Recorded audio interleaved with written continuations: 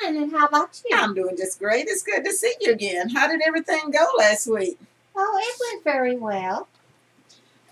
And last week, we talked last week about your father dying and about your ex-husband and the problem that you faced after that with not being able to find work and taking care of children on your own. We talked about that in details and how you had eventually became dependent on. You felt like you were dependent on state assistance, and you no longer wanted to do that. And so this is what your main concern is now, that you want to be able to find a job that you can support your children and not have to be on assistance.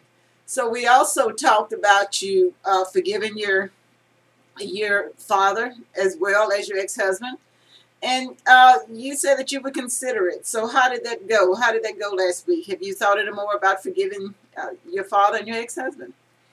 I thought on it, and I'm trying to work on it, but I'm going to need some guidance on just how to forgive. Okay. Because you have to forgive and let go. Okay. And I want to be able to do that, but I don't think I'm there just yet. Okay. But I feel like if I do let go, I'll be better. Okay. And so, what are your what is actually your belief on forgiving and letting go? What is your background on that? Well, I think if you figure out what the problem is, why you can't forgive them, and then you work on forgiving them, and then you should be able to let it go. Okay. And that is, I guess, I don't know if that makes sense. Okay. But it's like you just got to work it out in your mind. What's really the problem, and then work on forgiveness. Okay. And then once you forgive, you got to actually let it go. Okay. Is that something that you feel like you have to do on your own? That you know that you have to figure out how to do it and just do it on your own? I think so. You think so? Yes, because I've had so much advice from my family and my friends, and and I know what they're saying might be what they can do, but for me, I just have to work it out on my own and in myself. I have to figure it out and just work on it myself. Okay. Now, I remember last week when we talked, you talked about your, and you know, correct me if I'm wrong, but you talked about your growing up. You grew up in the church, and you attended church. So, spiritually, do you think, as far as your spirituality, do you think you get any support from that? Do they give you any support on how you're supposed to give? If you think back about how you're supposed to forgive somebody, or why we even want to forgive somebody? What is the reason? And I think that's something I need to work on, because right now I don't think I'm getting that from the people of a source or even from myself. And that's why I said I have to work on it. I'm going to have to be able to form a relationship with God for myself. And then I'm going to have him. He's going to have to help me and work on me to be able to forgive instead of letting everybody else tell me what I should do and shouldn't do. Okay. So what is your feeling about God and forgiveness? What do you think? How does you think He wants you to handle forgiveness? I think if He can forgive me for some of the things that I've said, I've questioned Him. I thought He had forsaken me, and then it just my faith just kind of went tumbling, and that's why I think it's hard. But I think if He can forgive everybody for everything that they've done, I should be able to too. Okay. And with Him, I know I can. Okay, so that's one of the things that if I understand you right, that's one of the things that you're dealing with, is that you feel like that so much has happened to you with your ex-husband leaving and with your father dying, and you more or less can sort of accept your father dying, but but even though it hurts, you feel like that you expected them to be able to take care of you, and you not have to do this, and now you just kind of feel like that you are alone. Yes. Okay, but do you still feel that you have to put all of your trust have to be? Do you feel? I guess what I'm saying. What do you feel like all people are good or bad or in between, or what do you think? All people are not bad, but I felt like some are. But I feel like my husband and my father, I'm just more angry that my father died, and he just left us as a family. And then my husband, I felt like with him, it's hard to let him forgive him because he was supposed to be the one to take care of me, and I was supposed to be the housewife because that was our plans. Mm-hmm. And so my education didn't go any further, and so I just got stuck. And then it was harder for me to transition back into a working world. And so I felt like God had let me down. My husband had let me down. My father had died, so I didn't have that stability or that support. And my mom had never worked, so, I mean, it was just... Okay. Yeah. Okay, but you basically, what's your thoughts on why a person is good, or what make a person good and what make a person bad? Or do you think it's a little good and a little bad in all of us? It's a little good and bad in everyone. I mean, there's bad in all of us, and there's good. Most of the time, the good overtakes the bad because sometimes we get swayed with the bad. People have bad attitudes or negative energy, and so you've got to figure out when they having that negative energy, you don't want to be there. You want to be around somebody positive that can lift you up and help you. Okay. And spiritually, where do you think this ability, where does it come from? What is your spiritual belief on good, bad, forgiveness, and not being able to forgive? Where do you think we get this ability from? We get it from God. We get it from God. But how did he create us in order for us to get it from him? How do we feel? How do you feel about yourself? Do you feel like it takes somebody else to make you be complete? Or can you be complete just on your own through maybe your relationship with God on your own instead of depending on ex-husband or, your deceased father? Do you think that you could ever be complete on your own? I think I can, and that's the part I said you have to work out the forgiveness by yourself. You have to have God in it because you've got to believe and have the faith that if you trust him, he'll make everything okay for you. And that's where I'm getting back at because when I was at church and going, I didn't feel that they were helping me with that.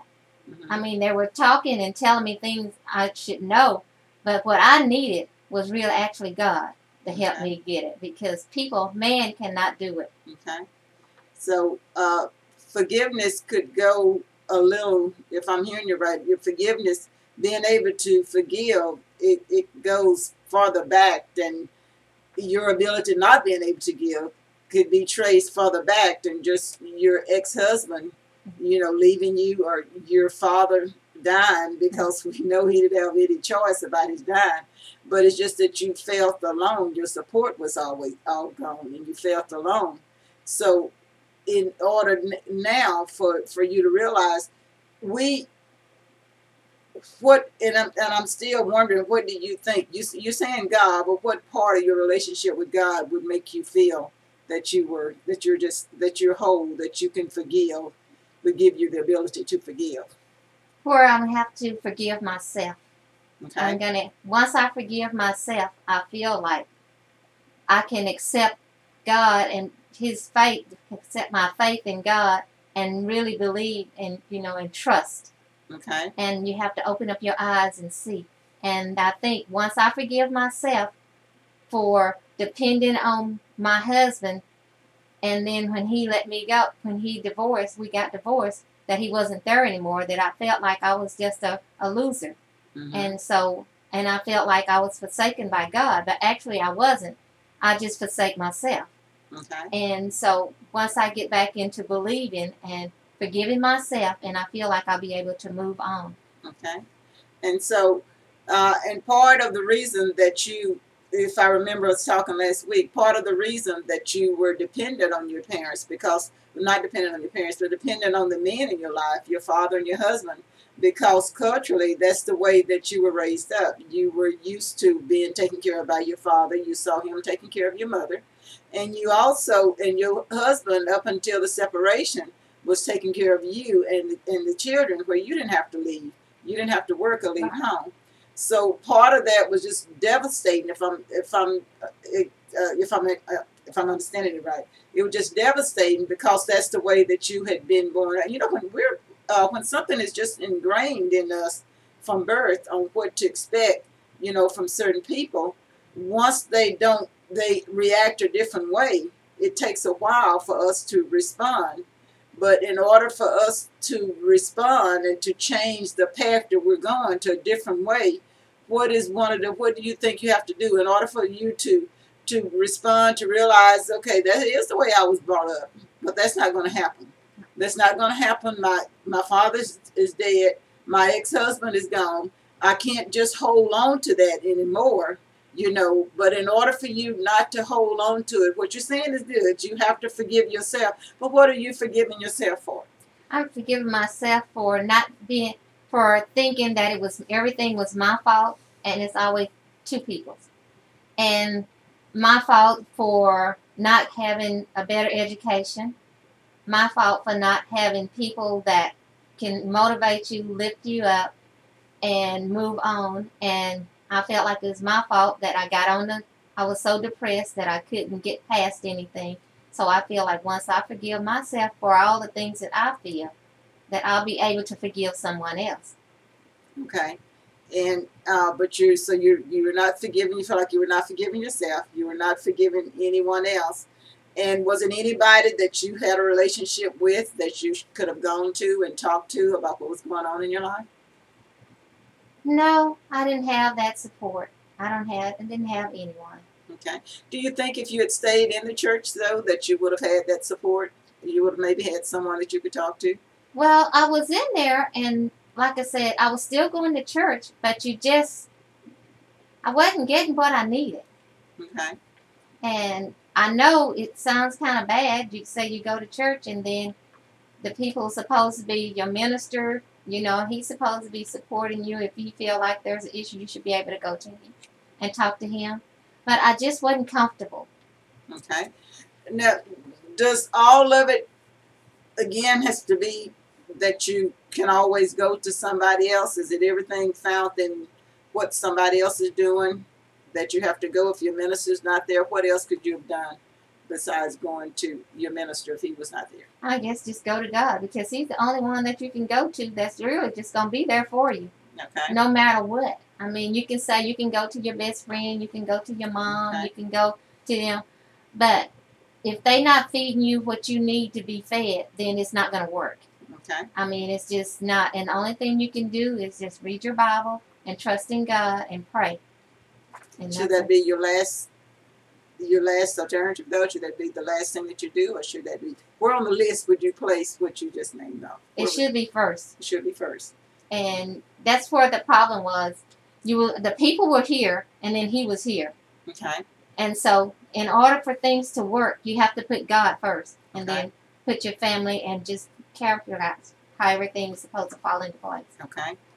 And I know you've heard people talk about a relationship. A relationship. When we want to have a relationship with somebody, what do we do with that person when we want to have a relationship? We want to build on that relationship, and we want it to grow closer and closer. What do we do to build that relationship? First, y'all have to talk and figure out if y'all both want the same thing in life, because that's the main thing. You've got to decide, do we want the same thing, and can you support me when I'm down? I need that support. Can you be that support that I need to help lift me back up? Okay. And you should be able to your family, you should just be someone that you just realize a circle of family. Okay. And it's just a whole lot of things. Okay, so what we're saying right now, the first thing you said, everything you said is communicate. Communicate is very important in a relationship. What else is important in a relationship? The first thing, though, both of you have to believe in God. Okay. And if one doesn't and the other one, it's kind of hard, because you're trying to sway that person to come to where you think he should be. But that's where you find out before what your relationship is with God, and what your relationship is going to be like, what he wants in life and what you want in life. And then if you have kids and whatever, and what's your thoughts on a family, and you have to set a foundation. Okay. And in order for you to set that foundation, so we said two things: communication and your belief in God and the person you're on. So in order for you to find out all this stuff, what do you have to do with this person to find out, all this? You got to talk about it. Okay, that's communication. So you're talking about it. But in order for you to talk about it, what have you got to do? You got to pray on it too. Yeah, you pray on it, but you got to spend some time. Yeah. You got to spend some time. So the third thing is you spend time with that person. And so in order to, I said that because in order to have a relationship with God, it's the same. It's the same thing. Mm-hmm. God wants us to spend time with Him. Right. He wants us to spend time reading His Word so we can learn about Him and we can know, what He expects. He wants us to be able to just come to Him and talk to Him, communicate with Him and talk to Him about anything. And so in order to, if you want to learn more about God, it's built on relationship. He's a relational God. So He wants us to have a relationship with Him. And in order to do it, that's what we have to do. We got to spend time. Just like in any other relationship, I mean, if we are wanting to, if we find somebody that we want, that we like, that our eyes on, we want to spend time with that person. Yeah. The same way is with God. If we want to know, and that's how you're going to find out more about that person before you marry them. But same way with God, in order to have a relationship with Him, you got to spend time with Him and talking to Him. And if you feel like that you can talk to Him when nobody else is around. His line is always open, so you don't have to worry about whether He's busy or not because He's always there. Right. But and this way, it would help you. I think this is spending time with God, and and sound like you're wanting to do that. This way, it would help you be able to, understand what His thoughts are on forgiveness, understand on forgiving yourself, on forgiving others, and that's the only way that you would find it out. Is through studying His Word. And we've covered a lot today, Kim. Do you have any questions about anything? No, I don't have any questions today.